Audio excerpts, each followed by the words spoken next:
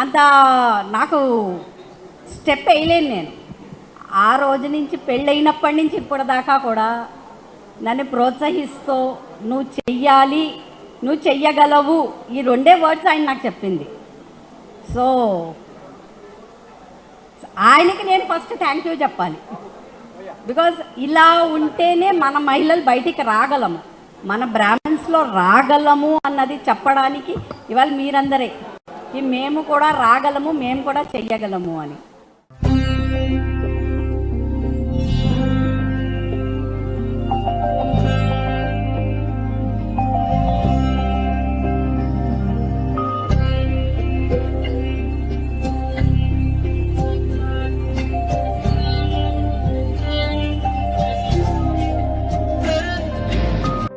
ఇది వినడానికి ఆశ్చర్యంగా ఉన్న వాస్తవం.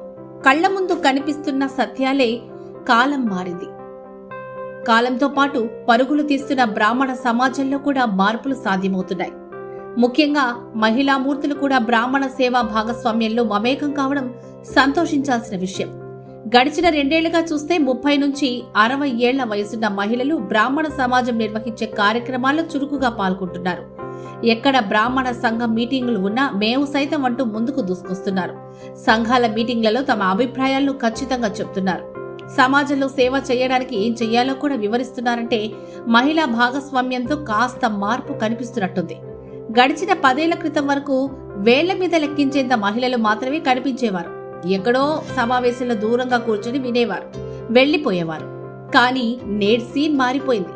తెలుగు రాష్ట్రాల్లో ఎక్కడ ఏ సంఘం మీటింగ్ జరిగినా మహిళలకు ప్రత్యేకంగా సీట్లు కేటాయించే స్థాయికి ఎదగడం బ్రాహ్మణ సమాజం గర్వించాల్సిన విషయం. మొన్నటికి మొన్న ఊహించని విధంగా బ్రాహ్మణ సంఘాల సమాహారం బాస్ సమావేశంలో భారీగా తరలి రావడం ఆశ్చర్యానికి గురిచేసింది. నా చేతనైన పరిధిలో నా ద్వారా కావలసిన ఏదైనా వర్క్ ఉంటే చెప్పగలరు పెద్దలందరూ. ఏ టైం ఇక్కడ ఏ ప్రోగ్రామ్ అయినా కూడా నేను వస్తుంటాను. నాకు తోచినంత సహాయం, నాకు ఎంత మేరకు ఎంత శక్తి ఉంటే అంతవరకు మన బ్రాహ్మణ్ కమ్యూనిటీకి హెల్ప్ చేయాలని నా ఆలోచన. కలుసుకొని నేను ఏమైనా సహాయపడగలిగితే జాయిన్ అయ్యి ఏదైనా అంటే మన బ్రాహ్మిన్స్లోనే ఒక పార్ట్ అవుదామని. ఎందుకంటే నా చిన్నప్పటి నుంచి కూడా ఒరిస్సాలో ఉండి పెద్దగా గ్రూప్స్లో నేను అవ్వలేకపోయాను.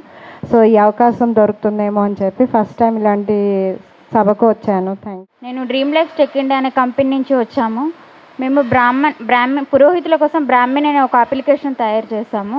దాన్ని ఇక్కడ మీ అందరికీ తెలియజేయడానికి ఈరోజు మేము ఇక్కడికి వచ్చాము. బ్రాహ్మణ సేవా సంఘ సమాఖ్య మల్కాజ్గిరి జోన్కి మహిళా విభాగంలో మహిళా ప్రెసిడెంట్ అండి. అలాగే BSSFలో కూడా మెంబర్ని. నేను 10 ఇయర్స్గా ఉన్నాను. లిరిక్ రైటర్ నండి, సాంగ్స్ అవి రాస్తాను, మూవీస్. నేను బాస్ టీమ్ నుంచి వచ్చాను. మేము ఈకో ఫ్రెండ్లీ ప్లేట్స్ మ్యానుఫ్యాక్చరింగ్ చేస్తాం. థ్యాంక్ యూ అండి. నేను ప్లేబ్యాక్ సింగర్ నండి. సినిమాలకి పాడాను అండ్ క్లాసికల్ డిప్లొమా చేశాను. ఇవి ఎందుకు చెప్తున్నానంటే నేను క్లాసెస్ చెప్తాను. మన బ్రాహ్మణ్ పిల్లలు ఎవరైనా సరే ఇంట్రెస్ట్గా ఉంటే వాళ్ళందరికీ కూడా ఫ్రీగా క్లాసెస్ చెప్పడానికి నేను ముందుకు వస్తానని తెలియజేస్తున్నాను. అలాగే మా తాతగారు ఫ్రీడమ్ ఫైటర్ అండి, మా నాన్నగారి తండ్రి. సో వారి జ్ఞాపకాలకి నేను అనుగుణంగా నేషనల్ హాలిడేస్ టైంలో అంటే ఇండిపెండెన్స్ డే, రిపబ్లిక్ డే, అలాగే గాంధీ జయంతి రోజున మన బ్రాహ్మణ్ పిల్లలందరికీ కూడా నేను అనాథ శరణాలయాలకు వెళ్ళడం, వాళ్ళకి కొంచెం హెల్ప్ చేయడం జరుగుతుంది. సో మన వాళ్ళు ఎవరైనా ఉన్నా కూడా నా ప్రోగ్రామ్స్ చేస్తూ కూడా అలాంటి హెల్ప్ చేయడానికి ముందుకొస్తానని తెలియజేస్తున్నాను. Thank you so much. BFA painting, applied arts, photography, videography, editing, cinematography degree కోర్సులకు చిరునామా Shri Venkateswara college of fine arts, Madhapur, Hyderabad. Admissions open for 2026-27.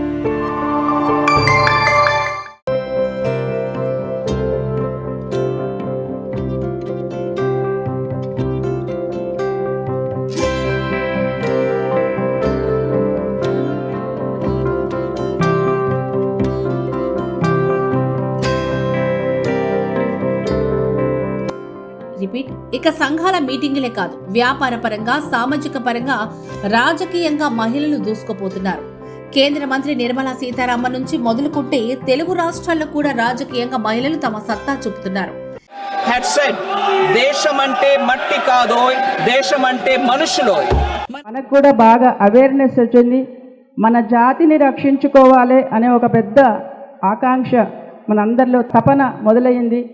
ఆ బ్రాహ్మలండి అని చెప్పి అక్కడ మాట్లాడతారు, కానీ కిందకు వచ్చేటప్పటికి మాత్రం ఎక్కడున్నామయ్యా అని అంటే ఇక్కడ స్టేజీల ముందర కూర్చోవడమో ఇంకోటో చేస్తున్నాం మనం. కానీ స్టేజీ పైకి వచ్చి మాట్లాడేటువంటి ఒక పరిస్థితి ఇంకా కూడా అంత త్వరగా కూడా ఏ రంగంలో కూడా రావట్లేదు. బ్రాహ్మణుల పరిస్థితి కానీ బాగలేదు. గుళ్ళని కూల్చేస్తున్న సందర్భాలు మనకు చాలా చోట్ల కనిపిస్తున్నాయి. లేదా అర్చకుల పట్ల, బ్రాహ్మణుల పట్ల దూషణ జరుగుతున్నది. మాటకు మాట మాట్లాడవలసిన అవసరం తప్పకుండా ఉంది. ఎందుకంటే మనం మాట్లాడకుండా మౌనంగా ఉంటే అది మన చేతగానితనము, మనకేం తెలియదు అనుకుంటారు. సంఘాలలోనూ మనమున్నాము. ఇప్పుడు మనము తగ్గిపోతున్నాము అన్న ఒక భావన రావడానికి కారణం ఏంటి? నేను ఒక బ్రాహ్మణ్ మహిళలాగా, ఒక మహిళలాగా, ఒక కాంగ్రెస్ వర్కర్ లాగా, ఒక సనత్ నగర్ నియోజకవర్గంలో పనిచేస్తున్న ఒక పొలిటికల్ పర్సన్ లాగా, ఒక సోషల్ యాక్టివిస్ట్ లాగా, ఒక పొలిటికల్ యాక్టివిస్ట్ లాగా నాకు నా శక్తి మేరకు నేను ప్రజానికానికి ఎంత వరకు మేలు చేయగలను. అట్లు క్షత్రియులు, రెడ్లు, కమ్మవాళ్ళు, గంగపుత్రులు మనము ఒకటే అవ్వలేము. తెలుగు వాళ్ళంతా ఒకటవ్వలేము. దక్షిణ భారతం అంతా ఒకటవ్వలేము. దక్షిణ భారతం, ఉత్తర భారతం కలిసి ఒకటవ్వలేము. నాకు ఓడిపోయాననే బాధ కన్నా మన వాళ్ళు నిలబడలేదేనన్న ఒక నిజం నేను నిలబడతారనుకున్నాను. కానీ అమ్మవారు నాకు చక్కటి గుణపాఠం నేర్పించి